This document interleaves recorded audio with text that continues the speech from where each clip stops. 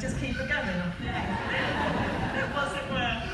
And I was about 2/3 of the way round, things were going really well, and the woodland track split into two.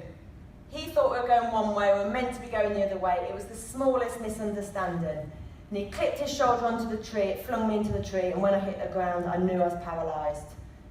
I'd had bad falls before, but always got up. This time I couldn't feel the ground I was lying on.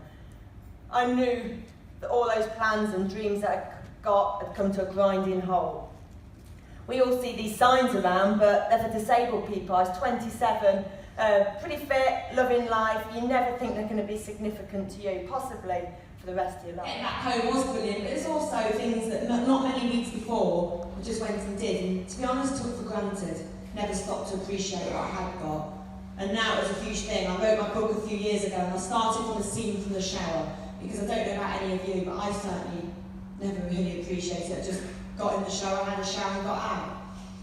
Now it was quite a huge thing for me. I'd have to heave my body into the shower chair that I even hated the look of at the time. It was a big, ugly, sturdy thing. I hated it. And physically it was hard for me, but mentally it would break me. I'd look down, and at this point my legs had wasted because I didn't know about electrical stimulation bike. I found out about after.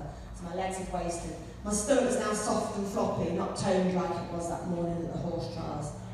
And then I'd see the water running down my body. I didn't know if it was hot or cold. I felt 2/3 dead. And there was times where I just wished I'd hit the tree a little bit harder. I thought, how will I ever be happy and be paralysed? Remember, I never sat still for a second. Times like that were definitely my toughest times. Everyone thinks things like London Marathon were my biggest challenge. It was nothing compared to getting out of bed when I had no reason to get up.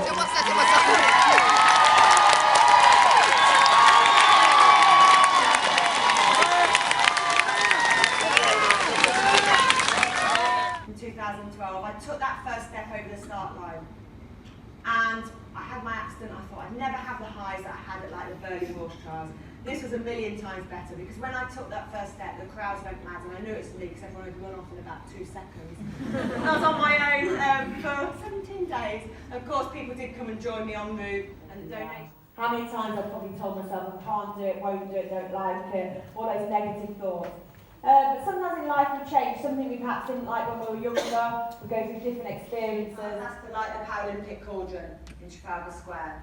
I didn't realise what a huge thing it was this day. I got there and it was on live TV. I had to walk up in the suit, and you saw in the video I can go flat on my face.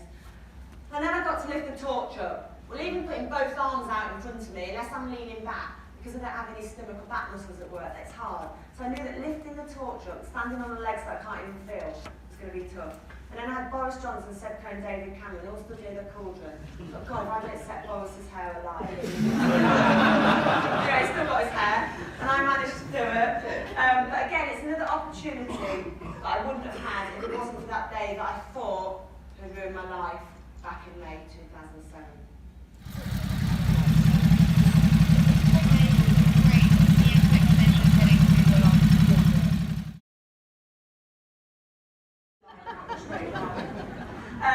And I hadn't even sat on a motorbike before my accident. It was a charity that usually got motorbike riders back on after a crash.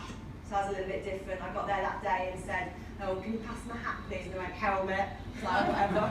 Anyway, I've carried on and started with stabilisers on the bike. I have catchers and launchers, and I've fallen a few times, but I managed to get my race licence in 2017 so that I could do track days, and I've been out training. Sometimes don't need to define us, they can redefine us. I know that I've been lucky. I couldn't have done what I've done without the huge support of a lot of people, friends, family and even strangers. But I also know that you make your own luck. If I'd carried on dwelling on all those things I'd lost, and remember it felt pretty much everything in the early days, if I kept focusing on them, I wouldn't have had the best days of my life after my accident.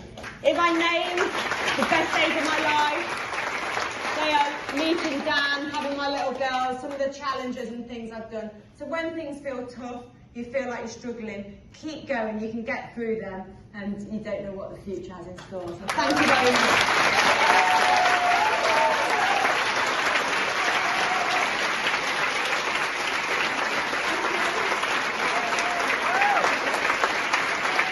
Ladies and gentlemen,